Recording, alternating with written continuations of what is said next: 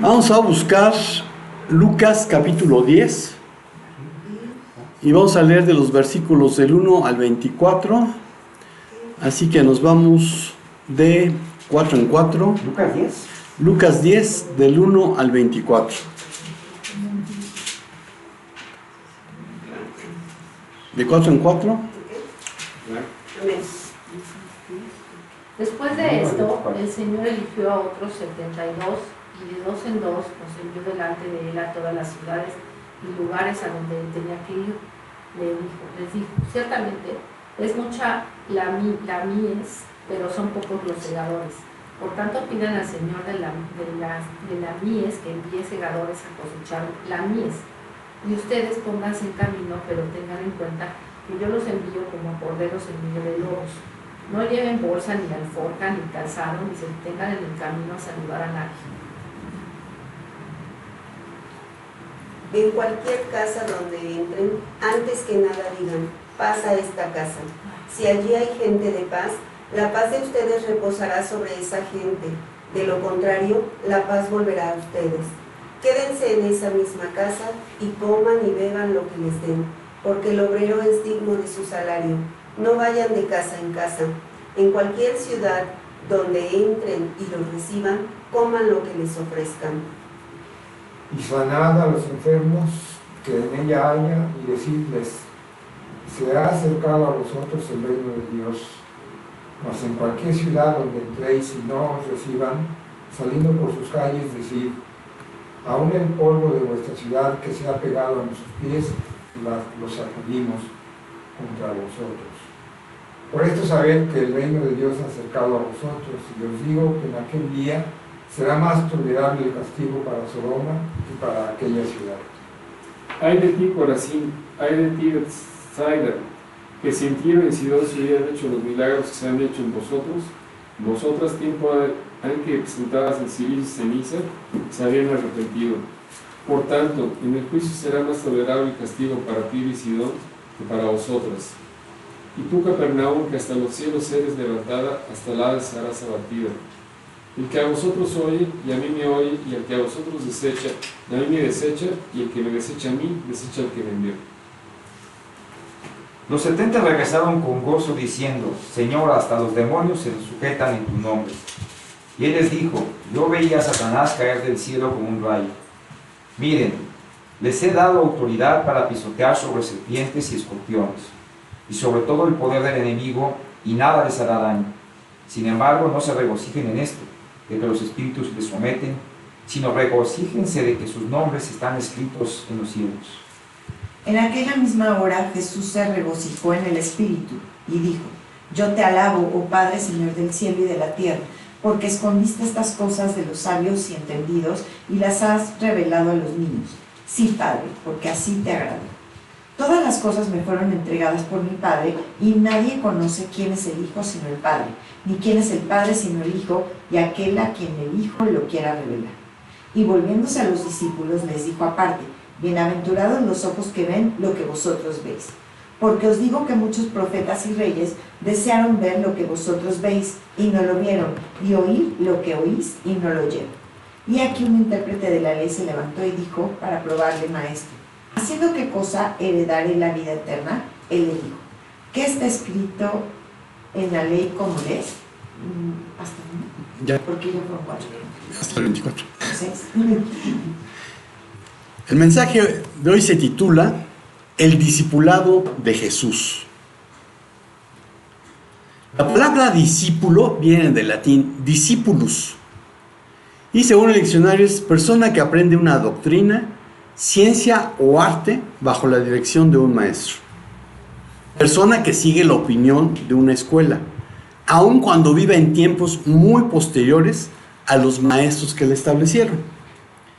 Y en hebreo la palabra sería limud, discípulo, aprendiz, uno quien es enseñado por otro.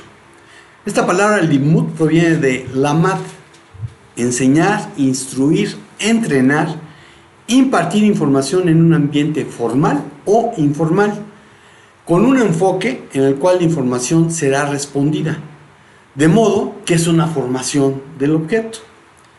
Y en griego la palabra es matitis, seguidor. Con frecuencia, un discípulo que cree en las enseñanzas de su maestro y lo sigue de cerca. Alumno, estudiante, aprendiz a cargo de un tutor, lo que implica una relación más estrecha que la mera instrucción. Y proviene de mantano, recibir enseñanza, estudiar, recibir instrucción, llegar a comprender, llegar a aprender, implicando análisis de la información, entender como resultado de haber aprendido.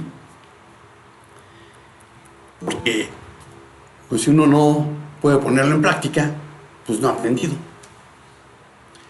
El discipulado cristiano es el proceso por el cual los discípulos crecen en el Señor Jesucristo y son equipados por el Espíritu Santo, quien vive en el corazón de todos aquellos que han nacido de nuevo, para superar las presiones y pruebas de la vida y así llegar a ser cada vez más semejantes a Cristo.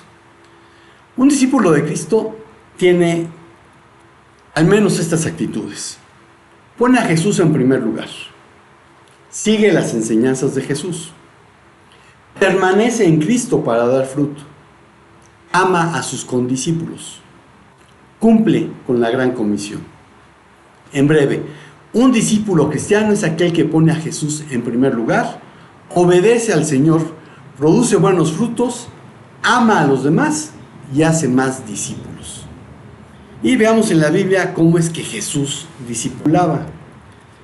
Y lo primero que vamos a ver es que Jesús dijo, ven. Mateo 4, 12 al 22. Mateo 4, 12 al 22. Amén.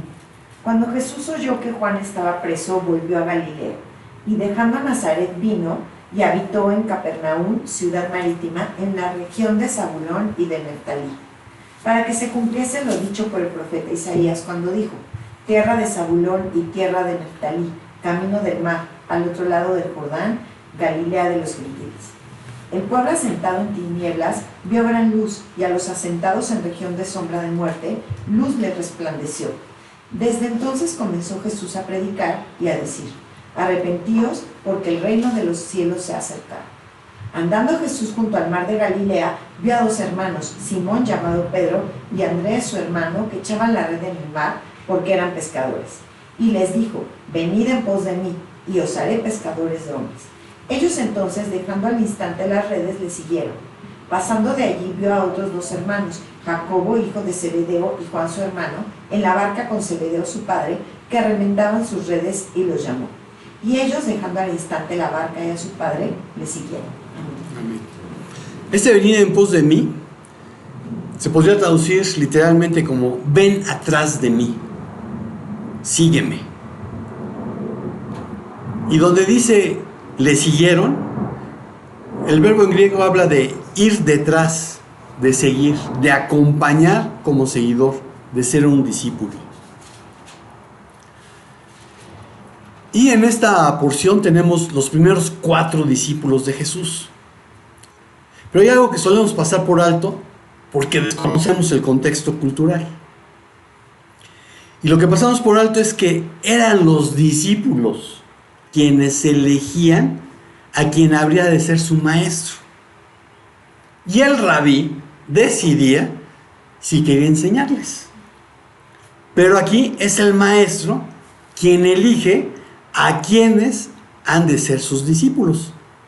Y en ellos estuvo el decidir si querían o no seguirle.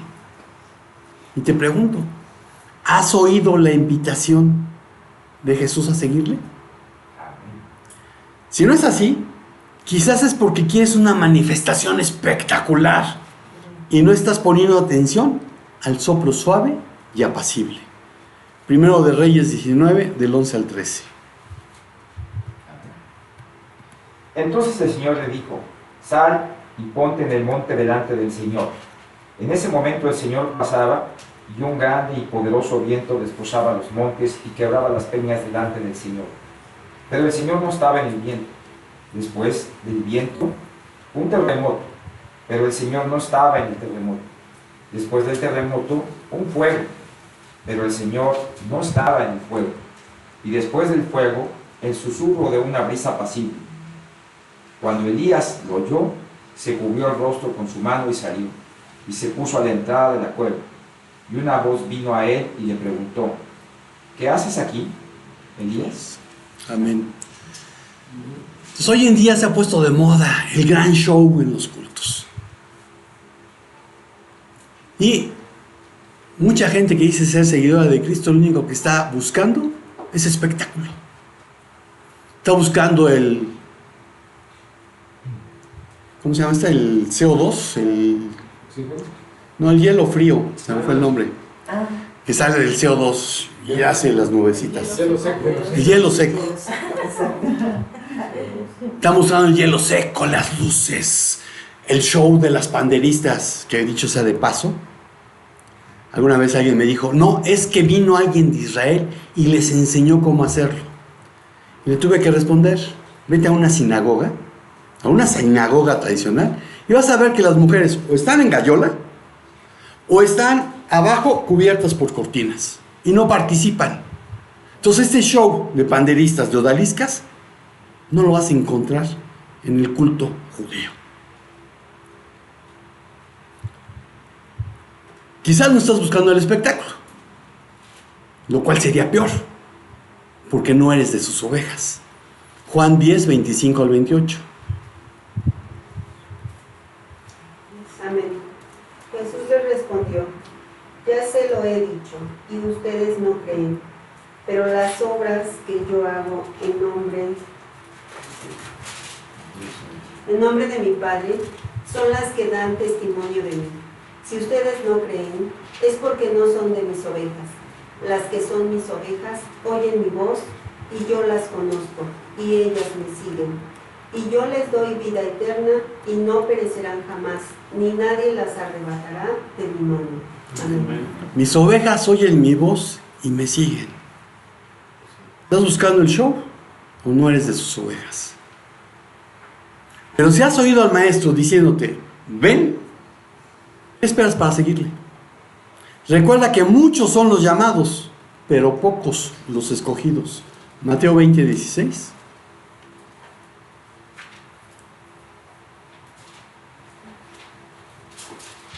Amén. Así que los primeros serán los últimos y los últimos serán los primeros. Nada más eso. Sí.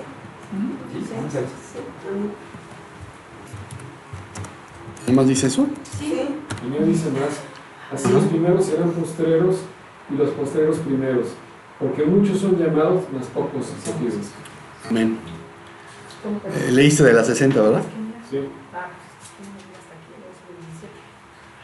Sí, lo que sucede es de que hay versiones más modernas que omiten el muchos serán llamados y pocos los escogidos, porque en los manuscritos más antiguos no aparecía esa porción. Pero Reina Valera 60 sí lo puso. Y esos pocos escogidos pues deben llevar fruto. Juan 15, 16.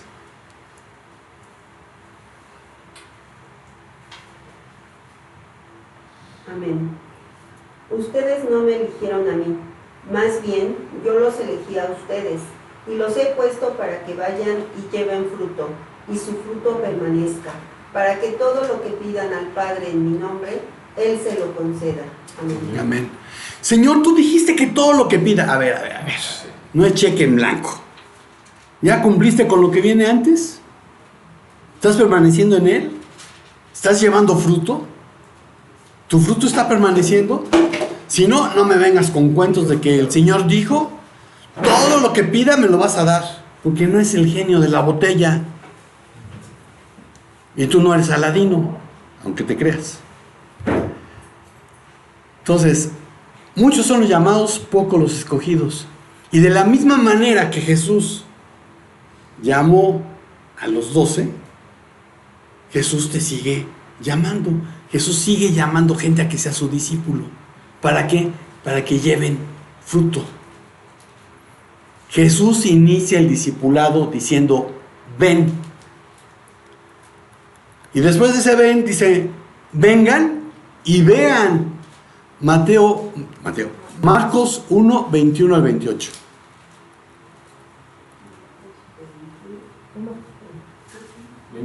21 al 28. Y entraban en Capernaum, y los días de reposo, entrando en la sinagoga, enseñaba. Y se admiraban de su doctrina, porque les enseñaba como quien tiene autoridad, y no como los escribas. Pero había en la sinagoga de ellos un hombre con espíritu inmundo que dio voces, diciendo, ¿qué tienes con nosotros, Jesús Nazareno? ¿Has venido para destruirnos? Sé quién eres, el Santo de Dios. Pero Jesús le respondió diciendo, cállate y sal de ahí. Y el espíritu inmundo, sacudiéndole con violencia y clamando a gran voz, salió de él. Y todos se asombraban de tal manera que discutían entre sí diciendo, ¿qué es esto? ¿Qué nueva doctrina es esta? Con autoridad manda a uno de los espíritus inmundos y le obedece. Y muy pronto se difundió su fama por toda la provincia alrededor de Galilea. Amén. Amén. Y en esta parte de que enseñaba, la palabra es didasco, que habla de enseñar, brindar instrucción. Y aquí la conjugación del verbo indica que eso era algo habitual, que Jesús llegara a la sinagoga en día de reposo y enseñara. Y la palabra para doctrina es didají. Quizás hayan oído hablar de un libro que es la Didaché o la Didaqué o la Didajé. Es un libro que en algún momento estuvo en discusión si debía haber quedado en el canon del Nuevo Testamento o no debía estar en el canon del Nuevo Testamento. Y no queda en el canon porque en el Nuevo Testamento los que tenemos en el canon fue aquellos libros que las iglesias estaban de acuerdo que eran los que ellos utilizaban, los que consideraban inspirados por Dios. Y sí, la Didaqué o Didají la utilizaban algunas iglesias, pero no la utilizaban todas. ¿Y eso quién lo escribió? No me acuerdo quién escribió la Didaqué, pero te lo averiguo. ¿Cómo se escribe? Didaqué, Didajé o Didaché. Nunca había escuchado. Tampoco. Y vale la pena darle una leída.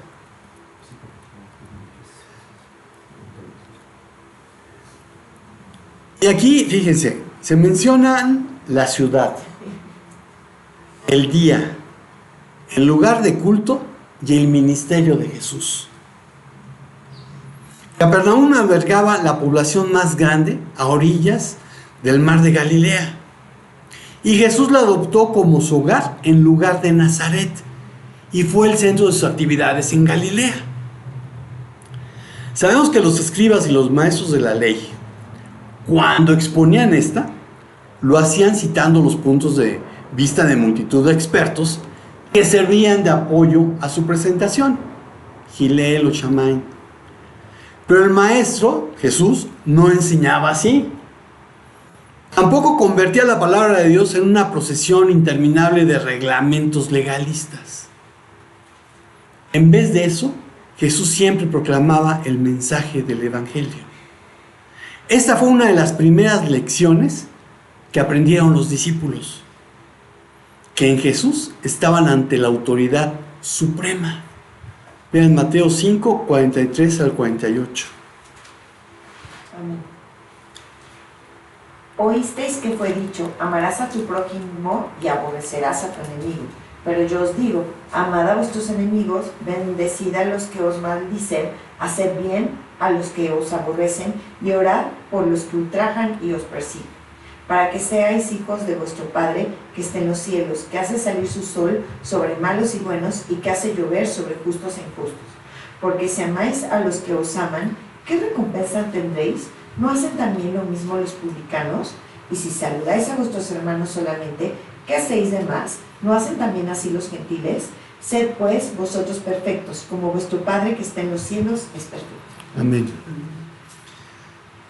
Hay un espíritu inmundo que se manifiesta en el culto. No, el diablo no puede entrar a la iglesia. Los cuentos de Hollywood. Aquí estaba en la presencia de Jesús. Sin embargo, le dice, cállate y vas para afuera. Y la gente se maravilla y dice, ¿qué doctrina con autoridad es esta? ¿Qué instrucción? ¿Qué enseñanza con la potestad, con el derecho de echar fuera a los demonios es esta? Y Jesús no estaba citando a nadie. Jesús decía, ustedes oyeron que fue dicho, pero yo les digo. Lo cual sorprendía a sus oyentes, porque no estaba haciendo lo mismo que los escribas y demás maestros de la ley, que siempre citaban a alguien más. Jesús decía, ustedes oyeron que se dijo, pero yo les digo. En nuestro caso, Jesucristo es más, pero mucho más que un sabio maestro. Él es quien tiene la última palabra, por lo que nuestra enseñanza, para tener autoridad, debe estar en conformidad con lo que Él enseñó. Por eso nuestra doctrina debe estar basada en las Escrituras. Y algo que debiese ser el sello de quien discipula se encuentra en una frase sencilla. La Biblia dice así. Jesús discipulaba mostrando cómo debía hacerse la voluntad de Dios. Pero después de ese vengan y vean, Jesús decía, vamos y veo. Marcos 9, 14 al 29. Amén. Cuando regresaron a donde estaban los otros discípulos, vieron una gran multitud que los rodeaba y a unos escribas que discutían con ellos. Enseguida, cuando toda la multitud vio a Jesús, quedó sorprendida y corriendo hacia él, los saludaba. ¿Qué discuten con ellos?, les preguntó. Y uno de la multitud le respondió, Maestro, te he traído a mi hijo que tiene un espíritu mudo, y siempre que se apodera de él, lo derriba, echa espumarajos, cruje los dientes y se va consumiendo. Dije a tus discípulos que expulsaron al espíritu, pero no pudieron. Jesús les dijo, oh generación incrédula, ¿hasta cuándo estaré con ustedes? ¿Hasta cuándo los tendré que soportar? Traigan al muchacho. Y lo llevaron ante él. Cuando el espíritu vio a Jesús, al instante sacudió con violencia al muchacho, y éste, cayendo a tierra, se revolcaba echando espumarajos. Jesús preguntó al padre, ¿cuánto tiempo hace que le sucede esto? Desde su niñez, respondió. Muchas veces ese espíritu lo ha echado en el fuego y también en el agua para destruirlo. Pero si tú puedes hacer algo, ten misericordia de nosotros y ayúdanos. ¿Cómo, si tú puedes?, le dijo Jesús.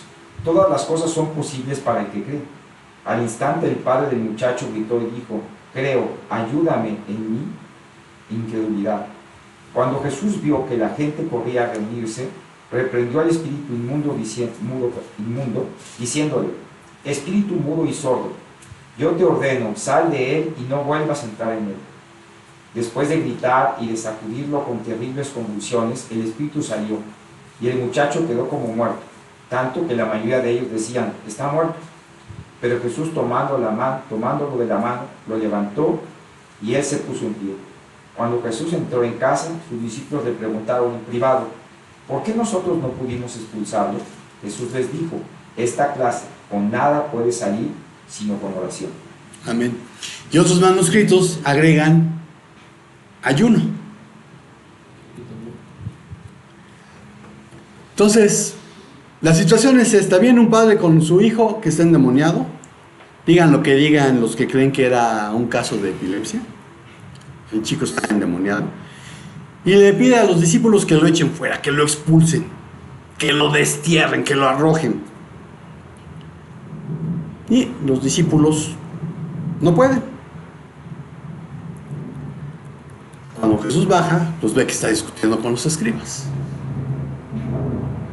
Y aquí, de alguna manera, el que los discípulos no hayan podido implicaba algo sobre su maestro. Y el padre le explica cuál es la situación. Y le dice, en español dice, ten misericordia. En griego dice, Y esta palabra es bien difícil de pronunciar porque me junta una G y una J y luego una N. Esplagnisome. Compadecerse, tener compasión. Y nosotros diríamos tener misericordia. Pero literalmente es que te duela en las entrañas. Misericordia tiene que ver que lo sientas en el corazón. Pero lo que dice el griego es que te duela en las entrañas. Ahora, ¿a quién va dirigida la reprensión en el versículo 19?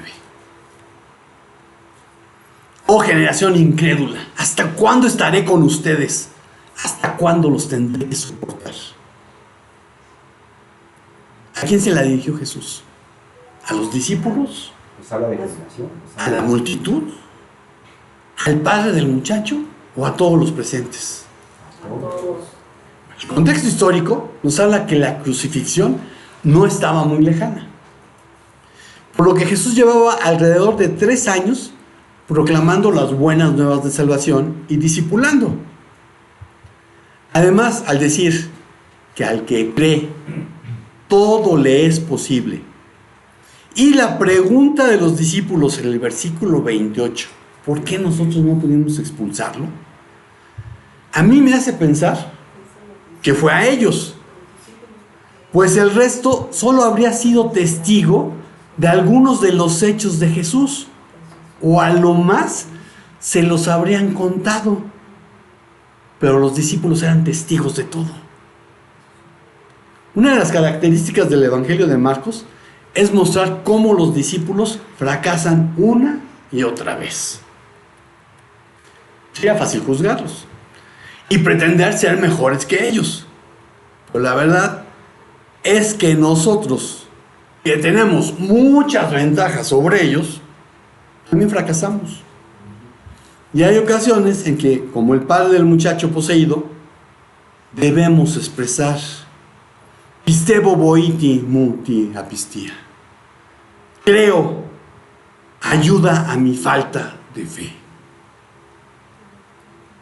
¿Por qué? ¿Nunca has tenido esa falta de fe? Entonces, la recomendación es: Señor, yo sé que tú puedes. Y mi falta de fe ahorita es enorme. Entonces creo, ayuda a mi falta de fe. Y el versículo 29 nos muestra al maestro corrigiendo lo que vio que sus discípulos no hicieron bien. Les faltó oración. Y algunos manuscritos añaden ayuno. Jesús discipulaba corrigiendo lo que juzgaba necesario. Pero ahí no terminaba el discipulado de Jesús. La conclusión es: vayan y hagan como les enseñé. Mateo 10, del 5 al 20. Amén.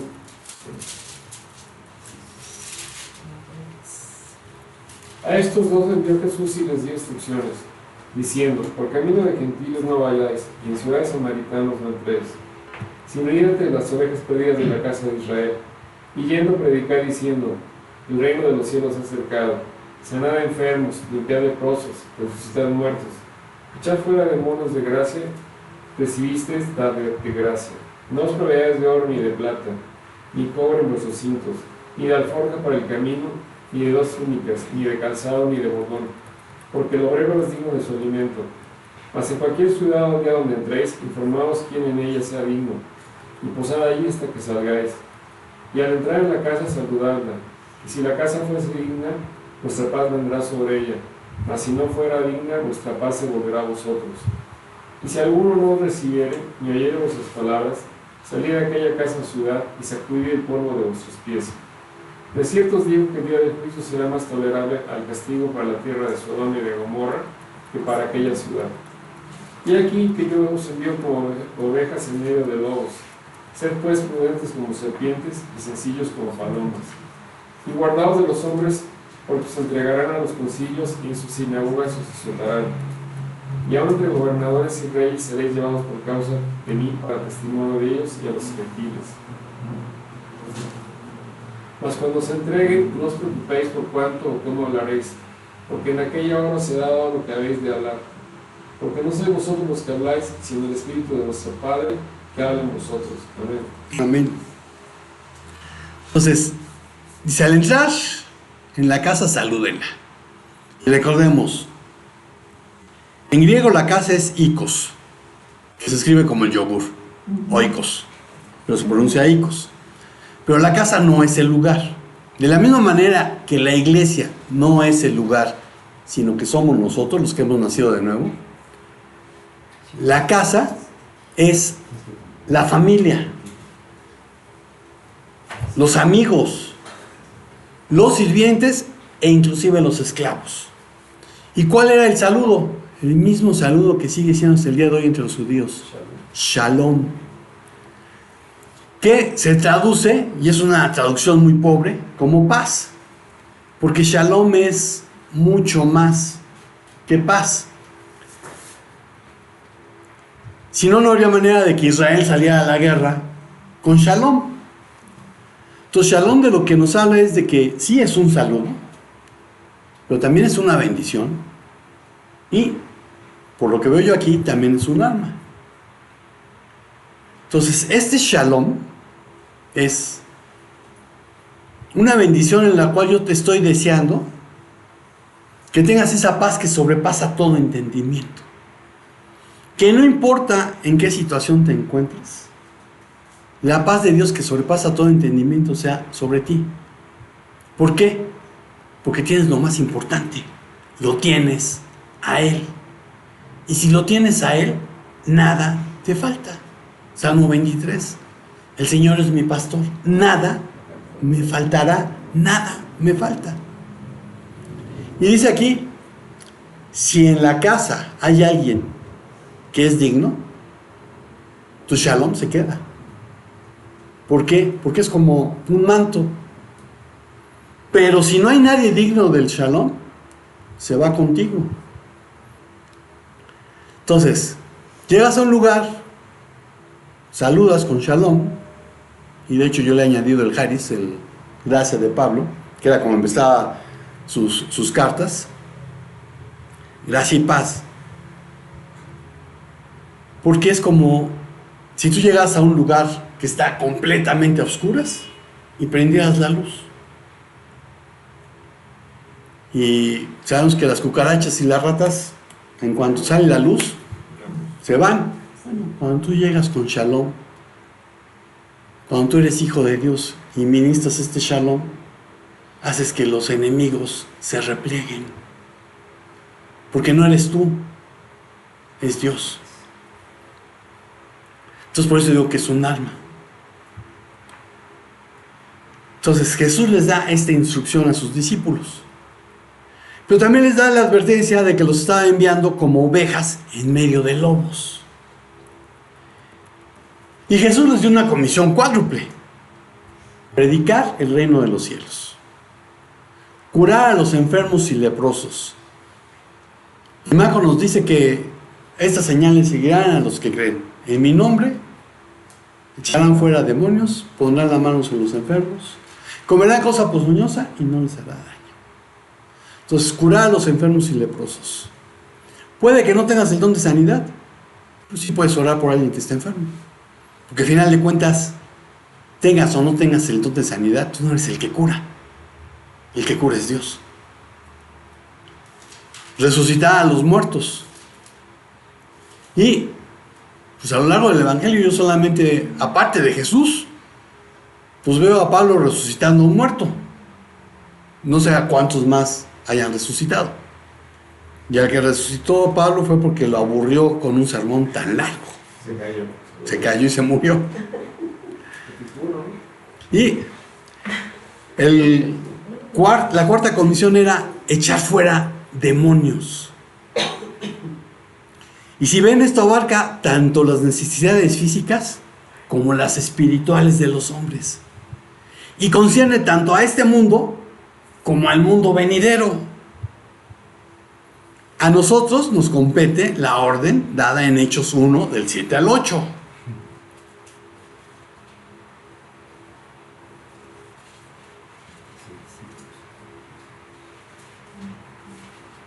Me seréis testigos. Amén. Amén. Y les dijo, no os toca a vosotros saber los tiempos o las sazones que el Padre puso en su sola potestad, pero recibiréis poder cuando haya venido sobre vosotros el Espíritu Santo, y me seréis testigos en Jerusalén, en toda Judea, en Samaria y hasta el último de la tierra. Amén. Y mi otra cita favorita, Mateo 28, 18 al 20. Amén. Y Jesús se acercó y les habló diciendo: toda potestad me es dada en el cielo y en la tierra. Por tanto, id y haced discípulos a todas las naciones, bautizándolas en el nombre del Padre, y del Hijo y del Espíritu Santo, enseñándolas que guarden todas las cosas que os he mandado. Y aquí yo estoy con vosotros todos los días, hasta el fin del mundo. Amén. Entonces, la orden que Jesús nos ha dado a todos los que hemos nacido de nuevo es cumplir con la gran comisión. Jesús también dio una instrucción más específica para enfrentar la persecución que habría, yo añadiría, habrá, de enfrentarse cuando fuesen arrastrados ante reyes y concilios o traicionados por sus amigos y parientes más cercanos. Una enseñanza no solo para esos discípulos, sino para todos aquellos que desde entonces y hasta que Él venga hayan optado por dejar casa, esposa, hermanos, padres o hijos por causa del reino de Dios, por tener una relación personal cercana, íntima, de amor con Él. El discipulado de Jesús inicia cuando Él te dice: ven. Continúa pidiéndote que vengas y veas. Que veas cómo lo hace. Y después te acompaña y ve cómo lo haces. Te corrige lo que es necesario y después te dice que vayas y hagas como te enseñó. Bueno, este es el modelo a seguir cuando discipulas a alguien. Y todo aquel que dice ser discípulo de Cristo ha sido capacitado para discipular a alguien más. Y concluyo con una pregunta: ¿eres discípulo de Cristo? Amén. Señor, pues te damos gracias por que oímos tu voz diciendo ven. Te damos gracias porque tú nos has llamado por nuestro nombre, porque tú conoces nuestro nombre, Señor. Te damos gracias porque, Señor, nos muestras qué es lo que tenemos que hacer. Y porque además nos has dado todo lo necesario para cumplir con la orden. Y a donde sea que nos envíes, Señor, tu gracia sobreabunda para que la podamos cumplir, tanto física como espiritualmente. Gracias por tu amor, Señor. Gracias por tu llamado. Y gracias porque no fue a los ángeles, sino fue a nosotros a quienes nos has encargado el llevar las buenas nuevas de salvación hasta lo último de la tierra, el hacer discípulos entre todos aquellos que aún todavía no te conocen. Gracias en el nombre de Jesús. Amén. Y pues, amigo y hermano de internet, espero que seas discípulo, y si no lo eres, que oigas la voz del Señor diciendo ven, y que lo sigas, y más aún lo obedezcas. Y a ti que te dices discípulo de Cristo, espero que seas un discípulo obediente y estés cumpliendo con la gran comisión. Si el Señor no nos dice otra cosa, nos vemos por aquí el próximo domingo. Shalom, shalom. Cuídate.